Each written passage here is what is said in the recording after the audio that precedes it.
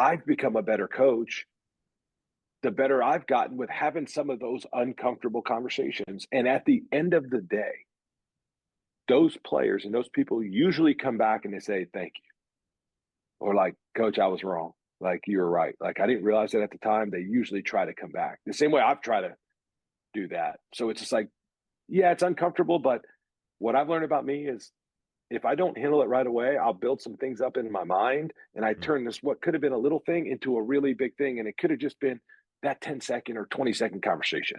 Like, I'm better if I'm just like, dude, let me do this. Let me have this conversation and then move on and let's go to the next thing. But that was like, so I don't have to worry about it. Sorry, I didn't mean to interrupt. That's fantastic. I had John Gordon's co-author Amy P. Kelly on my podcast. I'm not sure if you've heard of her, but Mm-hmm. she and John wrote the book "Difficult Conversations Don't Have to Be Difficult," and we had a tremendous conversation Oh, about what tactfully, what does it look like when you know it's uncomfortable? Maybe not using the word uncomfortable, coach. Maybe instead it's critical conversation or yes. difficult conversation. Sometimes our language can play a role into that. But I'll send you that podcast episode too, because I think everybody can relate to that. Every coach, you're going to have some critical conversations, whether it's with the parents for the high school coaches out there, or with ads, whatever it's going to be. So having some plans and a process to go into it, I think, can be a superpower for you, coach. I would love to dive into a little bit of your identity. What I'm seeing a lot of times, and what I really like to get into with coaches, especially ones like you who do it so well,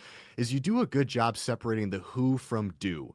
So who you are and what you do is different. So I'd love to hear, coach, what's your process, or what's your strategy of not letting your identity get wrapped around the achievements and the trophies? I think at this point, especially the coaches listening, they know they shouldn't do it, but we still get wrapped up in it. So how do you separate it? And then my follow up is going to be, what are some signs and symptoms that you see coaches having that attachment to self worth or achievement? We'll go first. What are your strategies, and then we'll go that follow up after. If you can't tell, I enjoyed this conversation, this topic. Yeah. One thing I would say is like, I have to understand that number one, and first and foremost, I'm a child of God who happens to coach baseball. Like, I'm not Nick Mingione, the baseball coach. Like, yeah, I'm a child of God who coaches baseball.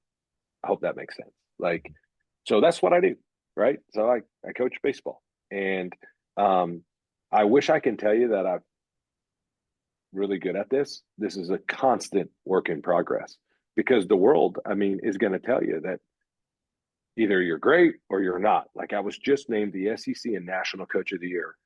You can imagine, DJ, the amount of people. It's like, Nick, you're blah blah blah blah blah blah blah blah.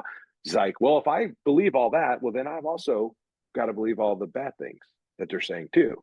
I can't just take the good and the bad. Like, that's not how this works, right? Like, so I think to understand like where my identity lies, and then what I do for a living, and I get to help teach and coach young men.